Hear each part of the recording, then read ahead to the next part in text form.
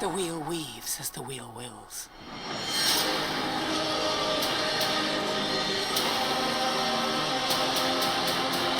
Just wanted to come on here real quick to do a reaction slash review of the first two episodes of Amazon Prime's The Wheel of Time.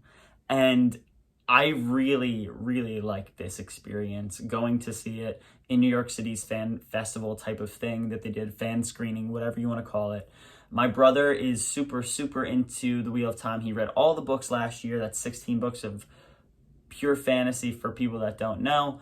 I have only read up to half of the book, mix of audiobook and real book reading. So, I am only a little bit into this world, not as much as he is, but I really, really enjoyed the way that they depicted the characters, the setting, the beautiful, vast scenery that they have throughout the first two episodes and throughout the world that they have in The Wheel of Time. It was really, really cool to see this. And while it does have a lot of strong parts, there are some parts that are lacking in a little bit ways, where there are some performances that do feel a little bit like they are in a CW type of show, but they are passionate enough, they are emotional enough to get through that point. There are some characters that definitely outshine some of the more main or well-known characters. And unfortunately, due to one of those characters' actors leaving after the first season due to scheduling issues, that's going to be a major loss.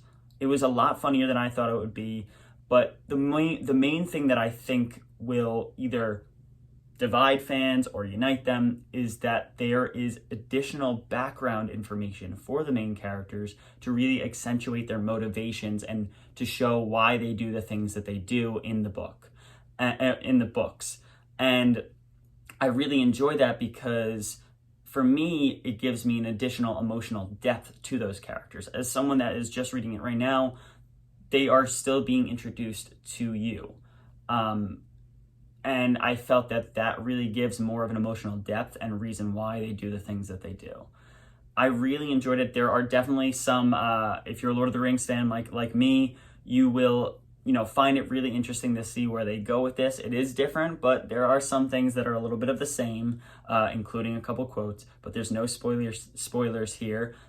The other thing that I'm a little concerned about is the way that they approach twists and turns. There are a lot of twists and turns, even in the first two episodes. I know it's crazy, but it feels like to me, with the twists and turns being so early and with the amount of gore and grittiness that they try to attach to these characters and attach to the story, so far when I'm reading it, it doesn't really feel like there's a lot of gore or anything like that. But within these first two episodes, there's a lot of action, there is a lot of gore and really gritty parts to it. So if you're not a fan of Game of Thrones and that gore bit, you're not going to be into this as much. But I highly recommend people to go watch the first two episodes or even the third episode on Friday, November 19th, to check it out for yourself. And, let's try to support more fantasy shows like The Wheel of Time, and hopefully next year, I really feel like now that I've seen this